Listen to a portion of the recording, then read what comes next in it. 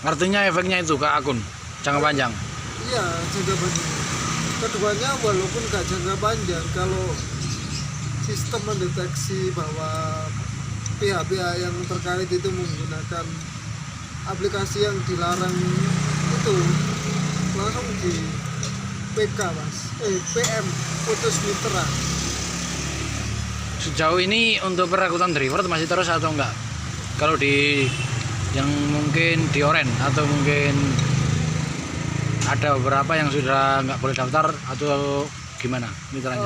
Sejauh ini sih kalau di Oren ya ada, tapi gak sebanyak dulu mas. Kalau dulu kan per hari hampir 150 sampai 300 driver per hari. Mungkin kalau sekarang Apa itu salah satu antisipasi untuk supaya orderan merata atau gimana? Ngaruh nggak sih banyaknya driver sama itu? ya memang ya mas, Malang ini luas, tapi kita kembali lagi konsumennya kan maksudnya nggak cuma pakai aplikasi Oren aja kan. Ada yang pakai aplikasi hijau, ada yang aplikasi kuning. Kalau jumlah drivernya itu melebihi dari maksudnya customer, otomatis kan setiap driver pendapatannya menurun. Contohnya si kuning mas, si kuning ini terus sampai sekarang buka pendaftaran. Menurut Samen gimana itu? Kalau si kuning ini kan ini mas, Perusahaan luar negeri itu mas? iya paham, yang dari Rusia itu kan. Iya. Kalau si kuning ini kan memang dia itu berani bermain di harga rendah. Loh, bukannya semua sekarang yang hijau juga mulai menurunkan harga? Sama ada yang baru nih, warna merah muda. Sejauh ini kalau yang kuning ini memang benar-benar kita bisa menawar harga gitu loh mas. Kayak yang Artinya nego. nego itu kalau kita kan dapat orderan banyak, kita mau belur mas. Mau belur itu kenapa? Gak apa keuntungan driver kalau nego? Kan mereka malah minus. Iya, maksudnya yang biar ini cepet dapat customer, maksudnya kan. Artinya ngejar bonusan. Iya, tetapi anu mas, kalau belur kalau misalnya kita nego misalnya harusnya 8.000, kita dibayar 5.000 lah setelah nego. Nah setelah itu ya kan, kalau biasa harinya nggak dapat banyak kan otomatis malah rugi biaya makan, bensin ya kan. Satu hal lagi mas, untuk driver pemula apa sih yang mungkin perlu diantisipasi terkait suka duka maupun nanti resikonya di lapangan atau apa gitu, untuk pesannya aja? Pertama mas, doa jelas lah kan ya, kita berdoa. Yang kedua kita itu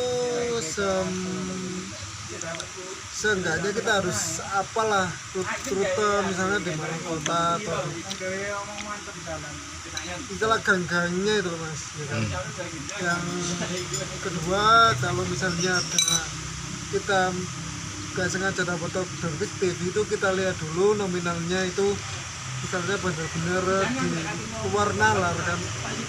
Kita itu persiapan screenshot bukti orderan, terus foto itu, terus nanti siap-siap kita laporkan ke kantor. Apa mesti direspon sama kantor? Ya, mesti mas, selama bukti kita jelas,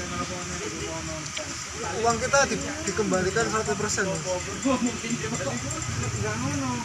Sejauh ini apakah sudah terrealisasi atau cuma wacana aja? Sejauh ini terrealisasi mas. Artinya aplikator bertanggung jawab secara 100% atau mungkin fiktif bagi dua resiko?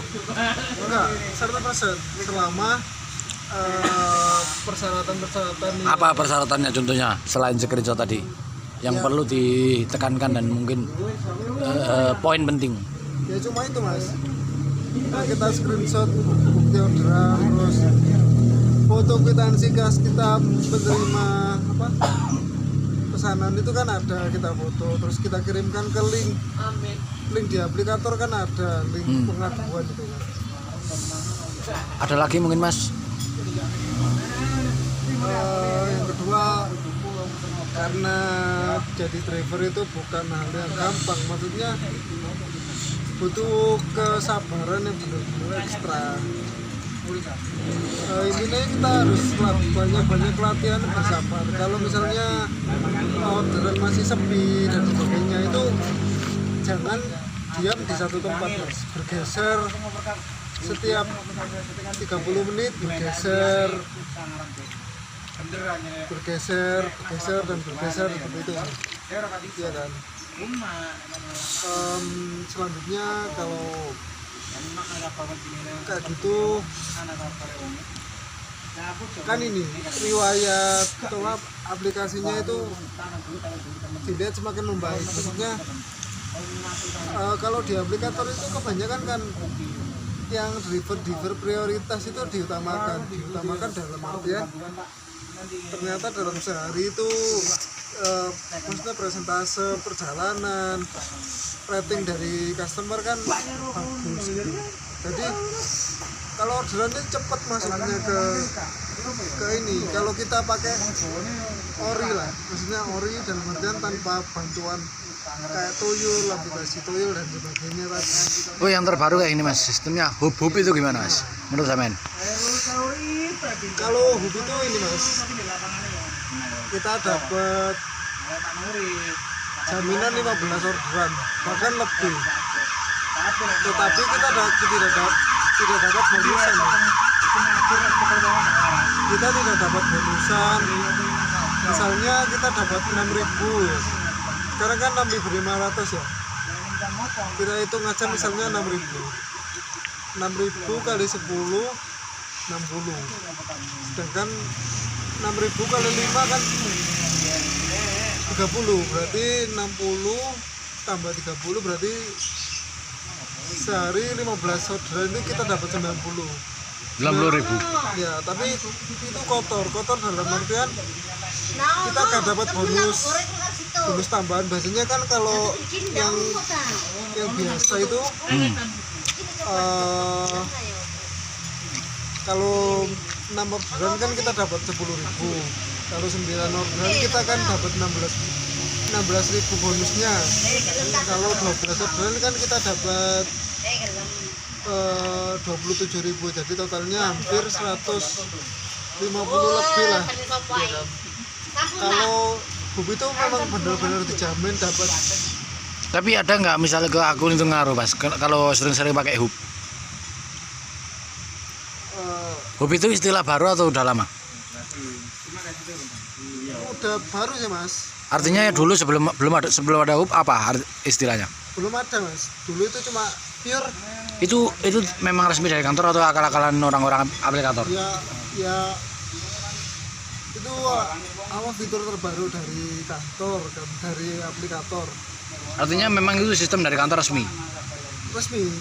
Karena apa ya, mungkin melihat di lapangan itu memang benar-benar gak adil. Maksudnya gak adil itu karena orang-orang yang tadi pakai aplikasi tambahan kayak gitu kan.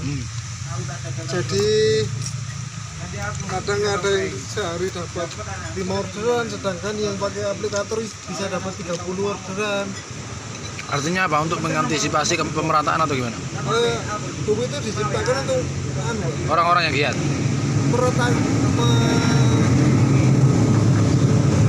menyetarakan biar adil gitu Mas. Artinya gini Mas, kalau dulu kan ada yang keluh kesah nih, ada yang berangkat pagi pulang sampai malam, tapi mereka nggak dapat apa-apa, malah kalah sama yang berangkatnya 1-2 jam aja.